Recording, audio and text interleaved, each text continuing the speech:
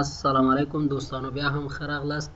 په دې ویډیو کې به زه تاسو ته وښیم چې څنګه کولی شو چې په پیتان کې موږ خپل کوډینګ شروع کړو. د دې په خاطر چې موږ په پیتان کې کوډینګ وکړو نو د هغې دپاره ایډي ته ضرورت ده. نو ما سره چې ده په کمپیوټر کې پایچارم تیار انسټال شوی ده، نو زه د ده څخه اول استفاده کوم. تاسو کولی شئ د نورو ایډیانو څخه هم استفاده وکړئ، لکه جوپیټر ده، ایډل ده او ویژوال سټوډیو کوډ ده. نو لومړی موږ دا مخکې پروجیکټ ما جوړ کړی وي. کله چې تاسو سره پروجیکټ نه وي نو دا تاسو ته نه راځي. فرض کړئ دا لومړی ځل ده چې زه دا اوپن کوم. راځو کریټ نیو پروجیکټ ته. په دې کې موږ یوه نوې پروژه جوړو. د هغې وروسته راځو موږ دلته ګورئ دا ادرس د سی ډرایف یوزر وي آی پي مین پیچارم پروجیکټس ان ټایټل. دلته تاسو کولی شئ چې خپل پروجیکټ ته یو ټایټل هم ورکړئ. مثلا زه ورته لیکم چې فرست.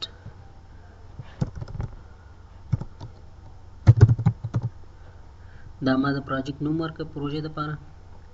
نو دا به کریټ کو.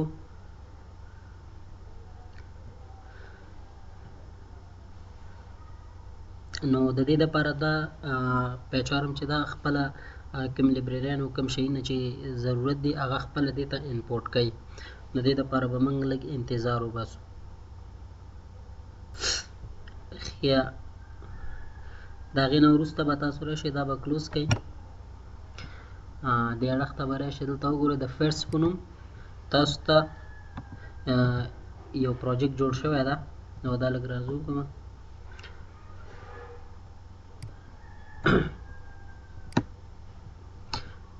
دوستانو، فرست په نوم دلته موږ سره پروجیکټ جوړ شوی ده.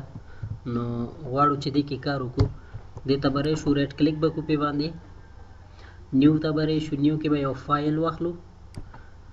فایل ته به نوم ورکو پروجیکټ. اوکې به کوو. د هغې نه وروسته راځو دلته دا زموږ د کوډ ساحه ده. دلته به موږ کوډینګ کوو. په پیتان کې یوه خوبي ده، هم د مخکې هم ما تاسو ته یادونه کړې وه چې موږ دلته که سټرینګ لیکو او که انتیجر لیکو که بولین لیکو نو د هغې د انیشلایز او د ډیکلیر دپاره کوم ضرورت نشته ده. نو دلته چې د ډیکلیر کول او انیشلایز کول دې ته هېڅ ضرورت نشته ده. مثلا زه یو ساده لاین چې ده تاسو ته پرنټ کوم، پرنټ. نو دلته موږ کولی شو په پرنټ کې کله چې موږ سټرینګ لیکو په سنګل کوټس کې هم لیکلی شو او په ډبل کوټس کې هم لیکلی شو. هغه ستاسو خوښه ده چې په هر کوټس کې لیکئ.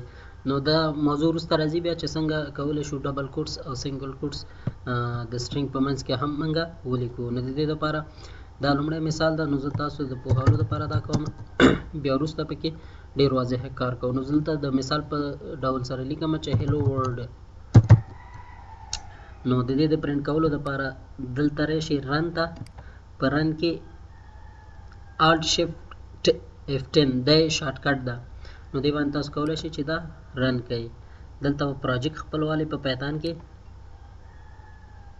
دوستانو وګورئ ماته یې هیلو ورلډ پرنټ کړه. نو دا چې موږ څنګه کولی شو چې په پیتان کې خپل کوډینګ شروع کړو. انشاءالله په نورو ویډیوګانو کې به د پرنټ په اړه وغږیږو.